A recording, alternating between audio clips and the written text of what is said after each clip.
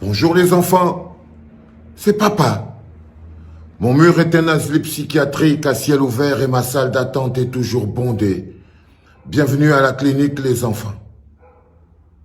Les gars, s'il vous plaît, j'ai laissé l'autre tribaliste sorcier qu'on appelle Jean-Jacques Zé dans la malle arrière de la voiture. Oui, est-ce que vous pouvez le prendre et aller l'attacher dans la salle derrière là où il y a la fille qui écrit les livres là, Calix. Ouais, je vais m'occuper de lui demain. Petit sorcier, t'as même pas honte. Toi, je vais m'occuper toi demain. Allez l'attacher derrière. Je vais m'occuper de lui demain. Bonjour les enfants, aujourd'hui à la clinique, nous recevons un sorcier. Il s'appelle Otto Marcellin. Quand j'ai écrit la chanson « Ce pays tue les jeunes », je ne savais pas exactement. Viens, mon ami, viens. Assieds-toi là. Assieds-toi là, cher ami. Mon ami, tu ne commences pas à me menacer. Hein.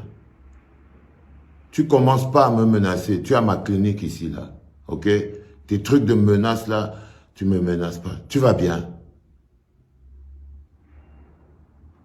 Mais je t'ai posé une question. Tu vas bien? L'autre, tout ce que tu me racontes là, c'est quoi? Ah oui, je suis l'hôpital, je suis la clinique. C'est pour ça que je te demande si tu vas bien. Je suis le docteur.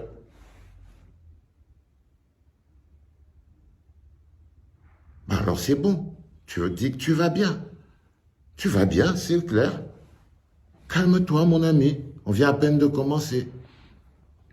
Je veux te poser une question, une deuxième. Dis-moi, pourquoi tu n'aimes pas la jeunesse? Pourquoi tu n'aimes pas les jeunes? Dis-moi, ces petits jeunes-là qui se battent dans la musique pour essayer de vivre, pourquoi tu ne peux pas les soutenir? Pourquoi tu es toujours en train de faire de la critique? Comme si tu avais de la jalousie, de l'aigreur dans...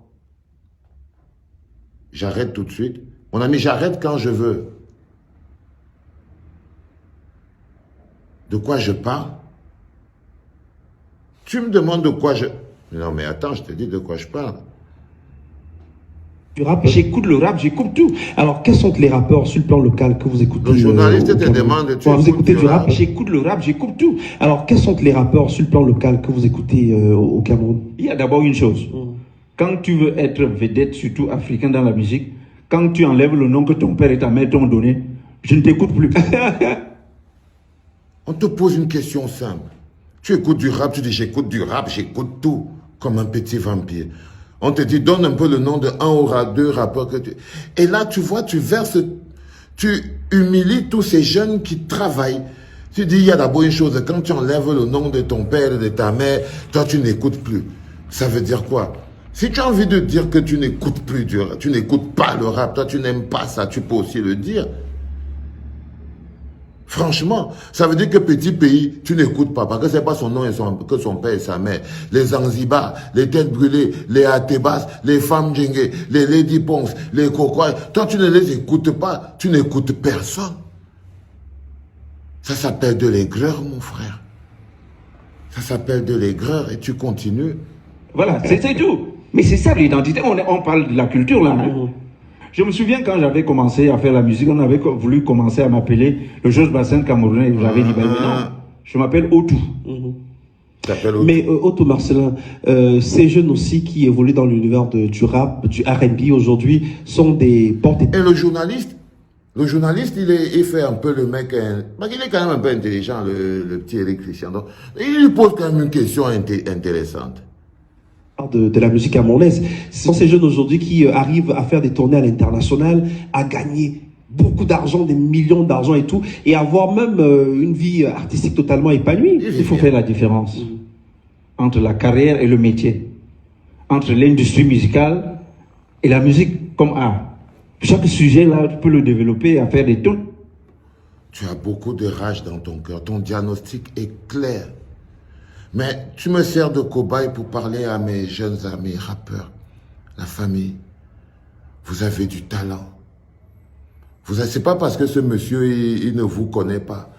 Parce qu'il fait partie de cette génération de vieux qui combattent fondamentalement les jeunes.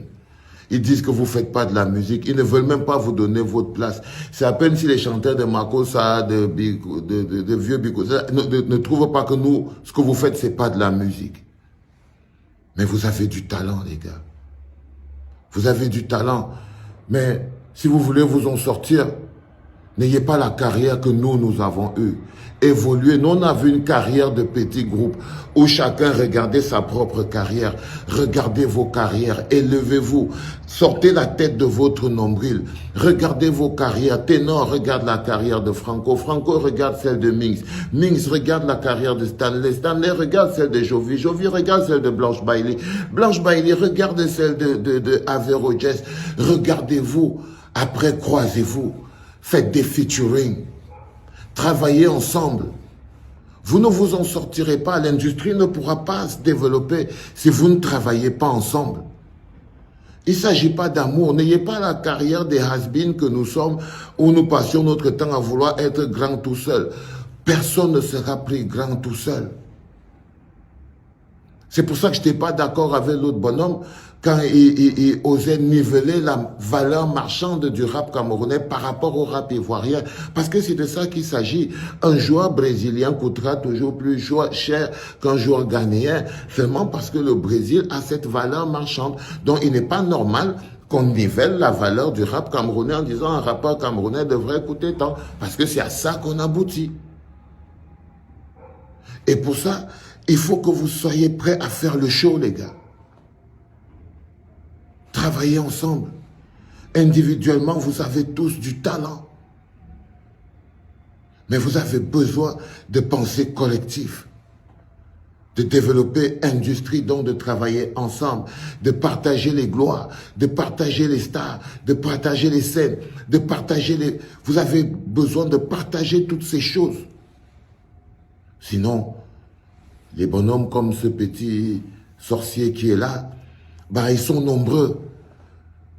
Vos dirigeants ne vous respectent pas, les journalistes ne vous respectent pas, mais parce qu'ils vous prennent individuellement. Créez l'industrie, créez l'industrie. Vous avez déjà le talent qu'il faut, vous avez l'expérience et la connaissance qu'il faut. Maintenant, créez l'industrie, c'est-à-dire travailler ensemble. Ok, les enfants? Toi, le bonhomme, tu pars derrière. Eh, les gars, embarquez le petit vieux méchant ici derrière. Non, créez l'industrie, les enfants. C'était papa.